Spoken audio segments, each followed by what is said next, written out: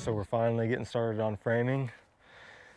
We've got all the bottom plates cut and down on the stem wall, with the exception of the interior walls, which I'll do here shortly. And I got all the top plates cut for all the exterior perimeter walls.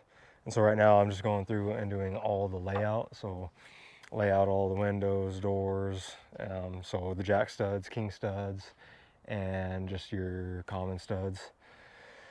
Once I get that done, I'm going to go ahead and switch gears because I didn't have the material earlier, but I have it now. So I'm going to switch gears and go back to cutting bottom plates and top plates for the interior walls. Go ahead and lay those out, and then my dad's actually already getting started on it. He's cutting our studs to length. So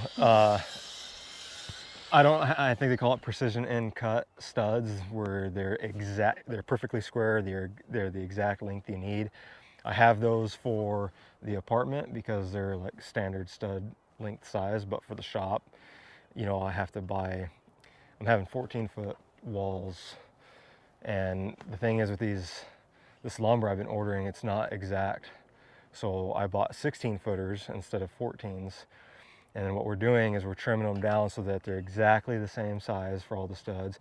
And we're using the leftover piece for blocking. So we cut our stud length and we use the extra piece, and we cut that down to the 14.5 inches for a blocking between the 16-inch on center studs.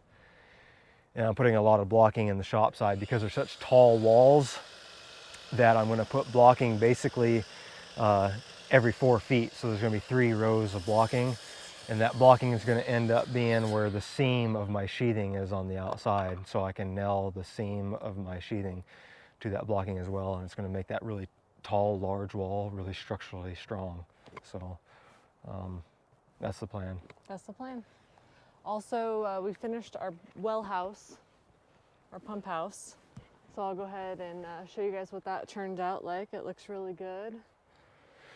Yeah, it's 100% done. It's the only thing on the property that's 100% done right now, but it's electrical's all done, the plumbing's all done, the outside's completely done, roof, painted, everything. So it's a finished product now. It looks really good. It looks a lot better than that pallet mess we had out there before. Yeah, looks really cool. I'm really happy with how it turned out. So I'll show you guys.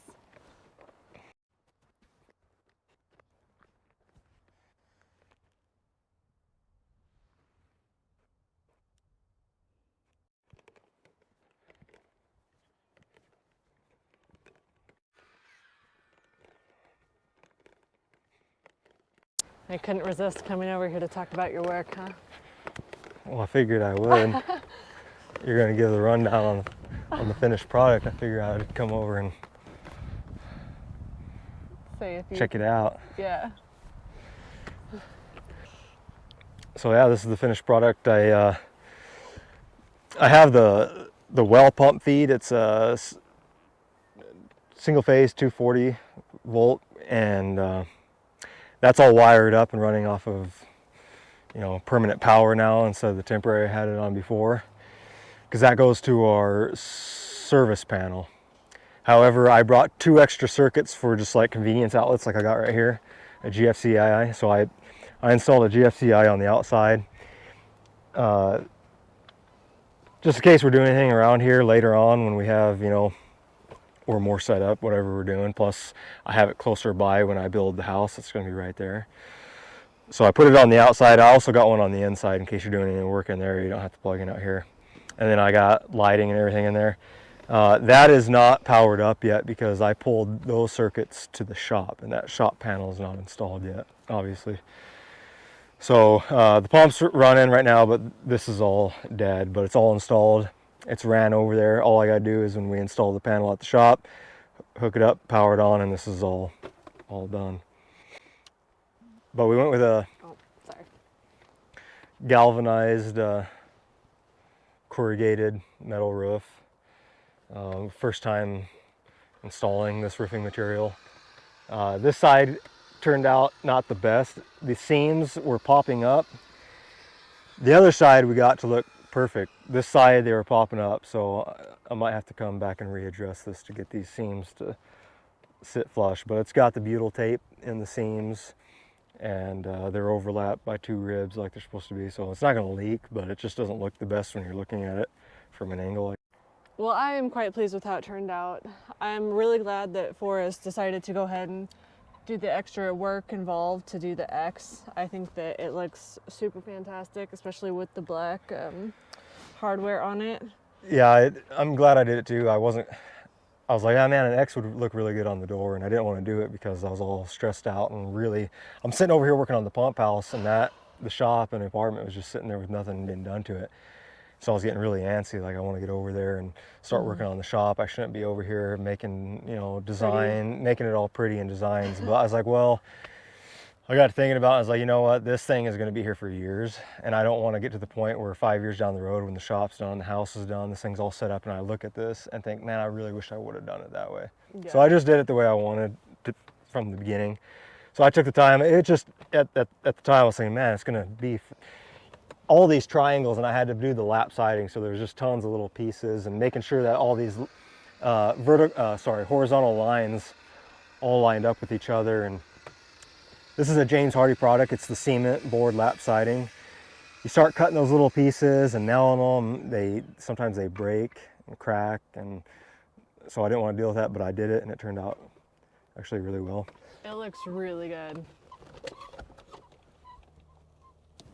The corrugated metal just looks awesome. So that's my door. I from nailing on all the trim and the siding, I had a bunch of nails sticking out through the backside. So I put this insulation foam board on the nails just so it looked, we didn't poke ourselves or scratch ourselves getting in and out. But then I think I said it on another video possibly, maybe, I'm not sure, but I'll say it again. On the inside, I have 2 layers of 2-inch rigid foam insulation, and so what I did here, you open the door and all you see is insulation. I made some handles here, and I glued 2 pieces of insulation together to plug the entrance. That way it was solid insulation all the way around. Oh. And then we will introduce you to our... Ew! She's got poop on her. She's got poop on my hand. Oh, disgusting. Sick, you guys. Hey, don't touch me. Ew. What's going on? Oh, nasty. So this is the newest member of our family. Who apparently likes rolling in poop. She likes rolling in poop. Oh, sick. Can you turn that on for me? Thank goodness we have this water on demand. Ew, sick. That's disgusting. Ew. Hurry up, turn it on. Why are you rolling in poop? Oh, gross. Come on, turn it on faster. Go wash up. Ew.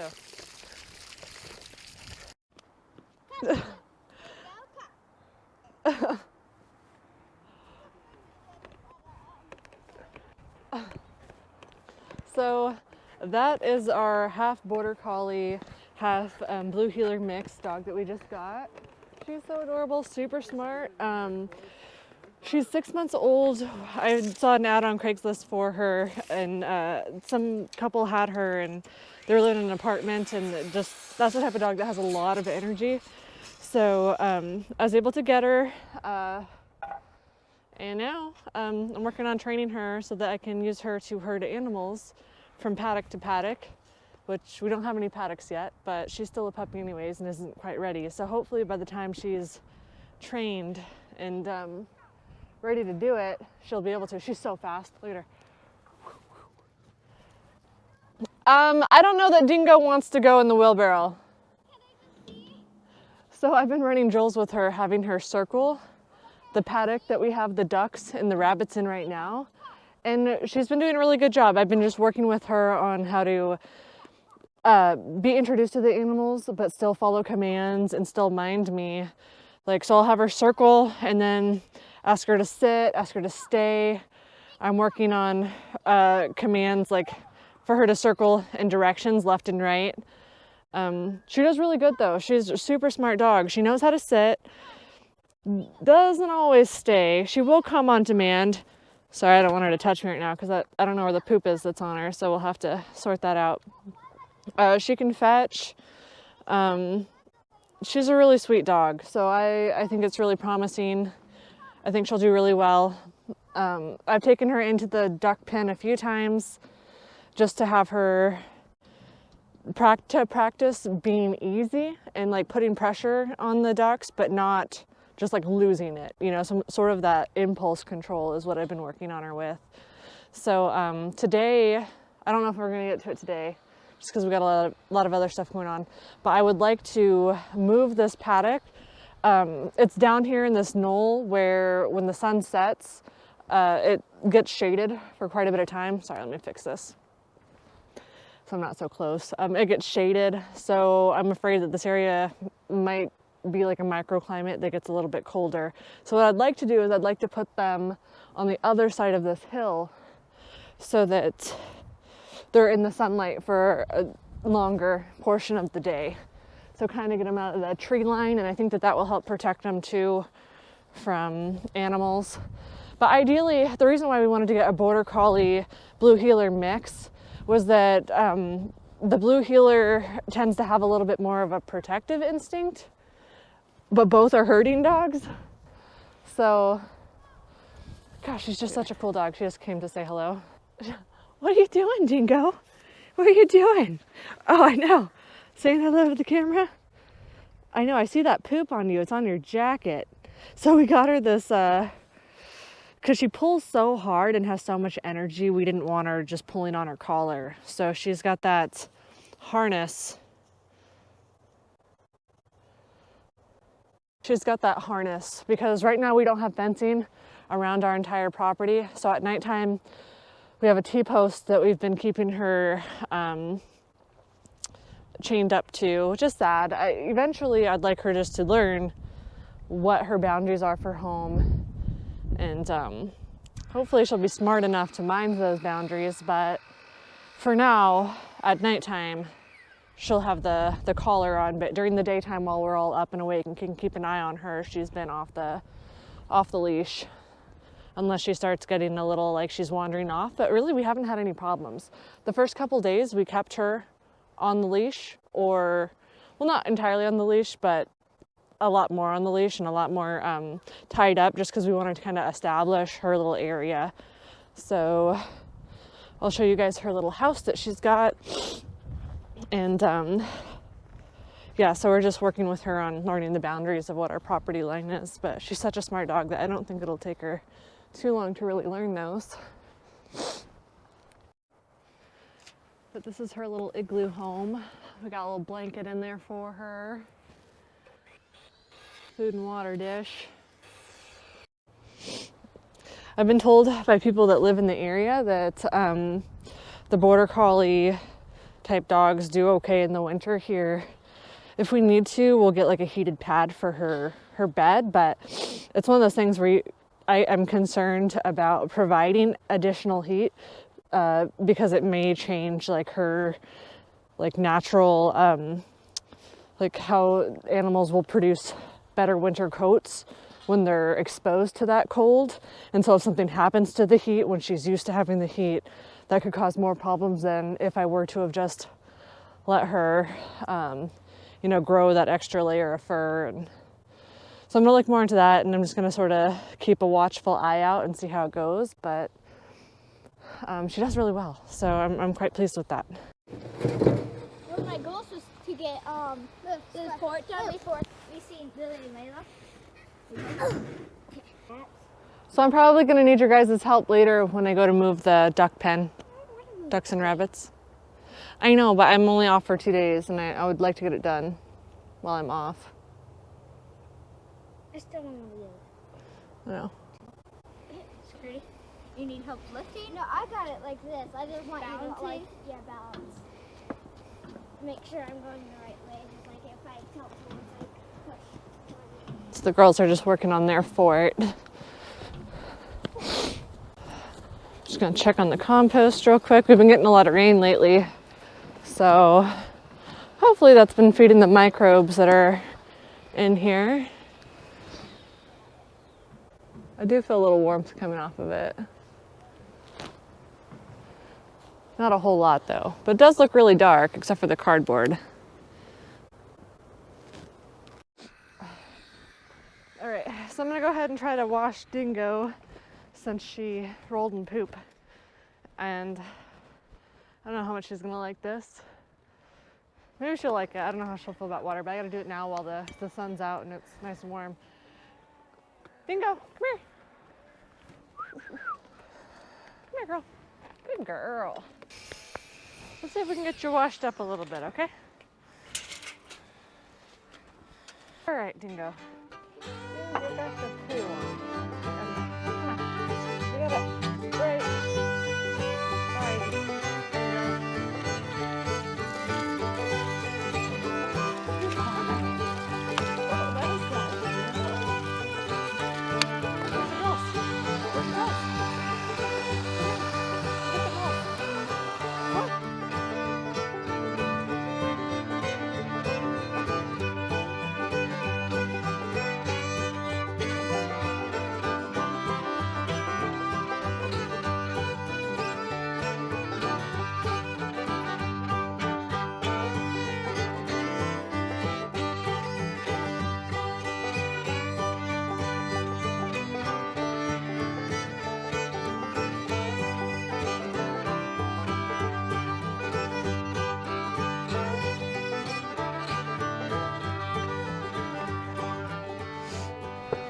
All right, so I got the pen taken down.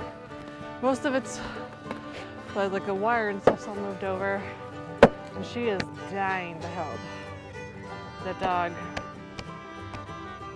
wants to hurt those ducks so bad.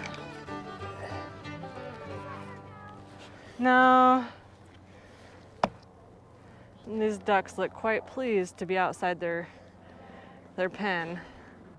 So what I'm gonna do is I'm gonna move the ducks home in their pond over there. That way, it's when I herd them, it's over there waiting for them. And then I think I'll finish enclosing them in there once I herd them. So we'll see if that works. All right, I'm gonna need your help.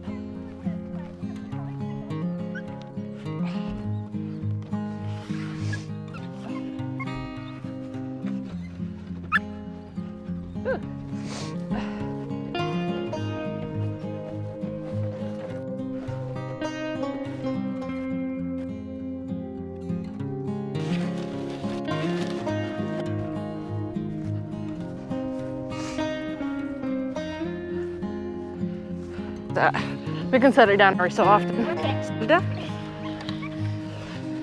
I'm gonna get one like right here. Yeah, I'm not that short though. Maybe I can do it. Ready, set, go. That's a good spot. You're smart. Okay, I got it real quick. Okay. Good job.